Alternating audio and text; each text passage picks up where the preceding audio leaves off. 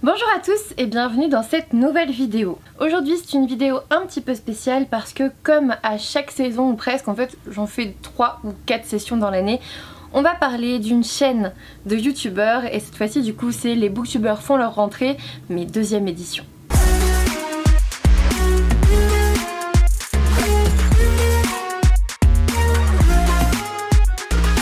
Alors c'est très simple, j'ai lancé ça il y a pile un an parce que j'avais commencé justement avec les booktubeurs font leur rentrée, donc la première édition en 2019. J'avais continué avec les booktubeurs fête Noël et puis il y avait eu une autre édition au printemps, donc n'hésitez pas à aller voir sur YouTube directement, je vous mets les noms juste en barre d'infos. Cette fois-ci on reprend les booktubeurs font leur rentrée, donc deuxième édition. Et du coup en quoi ça consiste? Eh bien c'est très simple, j'ai sollicité 7 youtubeurs que j'aime beaucoup, que j'adore suivre et que j'ai envie de vous faire découvrir. Alors il y en a des plus ou moins populaires, il y en a des plus ou moins connus et le but en fait c'est que tous les jours, durant une semaine, vous alliez sur chacune de leurs chaînes voir la vidéo en question. Et du coup qu'est-ce qu'il y a finalement dans cette vidéo? De quoi vont-ils nous parler? Eh bien ils vont nous parler de leur coup de cœur de la rentrée. Alors ça peut être un titre de la rentrée littéraire, d'ailleurs il y en a beaucoup, il me semble qu'ils ont tous choisi ça ou presque, ou en tout cas un coup de cœur qu'ils ont lu là, ce dernier mois, ces dernières semaines et qu'ils ont envie de partager avec vous. Du coup vous l'aurez compris, aujourd'hui on commence avec moi juste pour que je vous explique un petit peu le topo et que je vous envoie sur la première chaîne parce que ça commence demain. Et oui, le premier booktuber ça sera demain et tous les jours vous en aurez un autre qui vous racontera son coup de cœur. C'est peut-être l'occasion pour vous de connaître de nouveaux youtubeurs littéraires. Du coup je vais vous donner le planning pour cette chaîne toute cette semaine. Le premier à passer à la casserole c'est Ludo de la chaîne Prends un livre et détends-toi. Alors évidemment je ne vais pas vous dire de quel livre ils vont parler, c'est une full surprise. Je vous laisse directement aller sur leur chaîne le moment venu, le jour J, pour voir un peu de quoi ils vont vous parler. Ensuite mardi on va continuer avec Sarah de Mrs Book Armand. Mercredi on va tous se retrouver sur la chaîne de Baut Estelle. Jeudi on rejoindra Emma de la chaîne La Bouquinade. Vendredi on ira chez Elise de la chaîne Ekaterina's World. Samedi ça se passera chez Ice Kitty. Et puis dimanche on finira bien évidemment en beauté avec Kimi Collection. Donc vous voyez j'ai relancé ce petit projet, j'ai motivé 7 youtubeurs que je remercie vraiment d'avoir participé à ce projet parce que sans eux en fait il n'y aurait pas de projet du tout. En fait s'ils me disent non je veux pas participer, ça s'arrête là, je peux faire tout ce que je veux, c'est fini. Donc là je suis très contente, j'ai réussi à organiser une nouvelle chaîne de booktubeurs qui vont vous parler de leur coup de cœur et ça c'est quand même plutôt cool.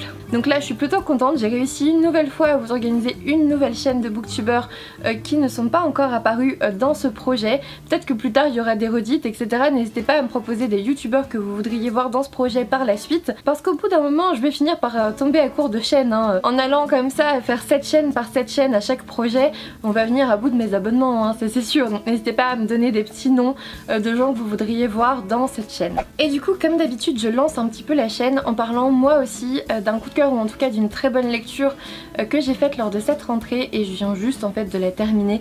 Il s'agit de Maman n'est pas une étoile de Camille Salomon aux éditions Scrinéo. J'attendais beaucoup de ce roman, je dois vous l'avouer, parce que j'avais lu le jour où j'ai adopté un trou noir, c'était aux éditions Nathan et j'avais adoré ce roman sur le deuil, pareil dans la littérature jeunesse, donc forcément j'en attendais beaucoup et je voulais pas forcément relire la même chose et je dois vous avouer que Camille Salomon elle a extrêmement bien fait son truc. En fait on va commencer par découvrir Moira qui a 12 ans et qui vient juste de perdre sa mère. Le premier chapitre en fait il faut avoir le cœur bien accroché parce qu'on assiste aux funérailles de sa mère et on est dans ses pensées, donc c'est absolument atroce et beau à la fois parce que la plume de Camille Salomon sublime vraiment tout. J'ai trop adhéré à sa plume, c'est incroyable et j'ai bien aimé le fait que on ait plusieurs parties dans ce récit, c'est à dire que vous suivez l'histoire de Moira, vous suivez aussi le point de vue du monstre qui l'emmène vers les 7 contrées dans son imagination ou en tout cas dans ses rêves, et puis vous avez aussi à chaque fois une partie sur son journal intime, donc vous lisez ses pensées et en tout cas ce qu'elle y a mis.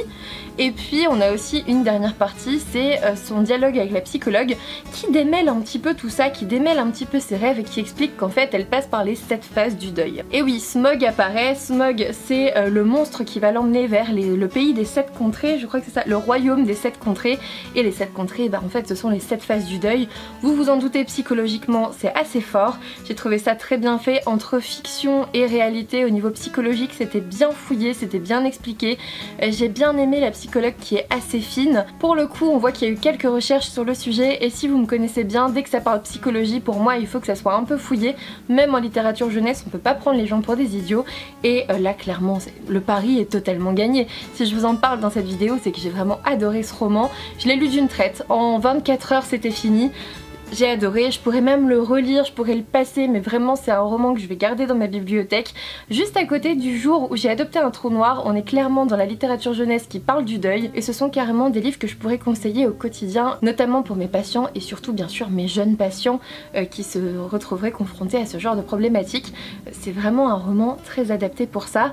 Après il faut vouloir lire des choses sur le deuil quand on est soi-même en deuil, c'est pas forcément facile, mais là au niveau de la fiction c'est très bien fait, il y a un petit monstre qui vous emmène vers le royaume des 7 contrées et hop, cette phase du deuil et bah voilà, voyage initiatique en fait et c'est super bien écrit. Ça peut être sympa aussi pour les parents qui se retrouvent tout seuls avec leur enfant après le décès de leur conjoint par exemple, ce genre de cas de figure absolument horrible, mais bon voilà ça arrive, c'est pas que dans les livres et ça peut être sympa aussi de lire ça pour essayer d'appréhender ça avec son enfant. Bref, je le conseille vraiment, c'était super top. Donc voilà pour ma participation, comme à chaque fois j'avais très envie de vous parler d'un livre que j'avais adoré lors de cette rentrée littéraire. Pour le coup je vous le conseille vraiment si vous aimez bien la littérature jeunesse ou simplement la psychologie, on s'en fiche que ça soit du jeunesse, c'est extrêmement bien écrit. Du coup il est maintenant temps pour moi de vous envoyer vers la chaîne de Ludo de Prends un livre et détends-toi qui vous parlera demain de son coup de cœur de la rentrée et puis ainsi de suite, hein, je vous laisse les suivre toute la semaine. J'espère que par cette chaîne vous découvrirez de très belles personnes parce que moi clairement j'ai sélectionné que des comptes que j'adore suivre. N'hésitez pas à me dire ce que vous pensez de ce petit projet en commentaire, si vous êtes lassé, si ça vous plaît, si vous voulez toujours découvrir de nouvelles chaînes. Un petit pouce bleu, un abonnement si ça n'est toujours pas fait, ça me ferait super plaisir et puis moi je vous dis à bientôt pour une nouvelle vidéo.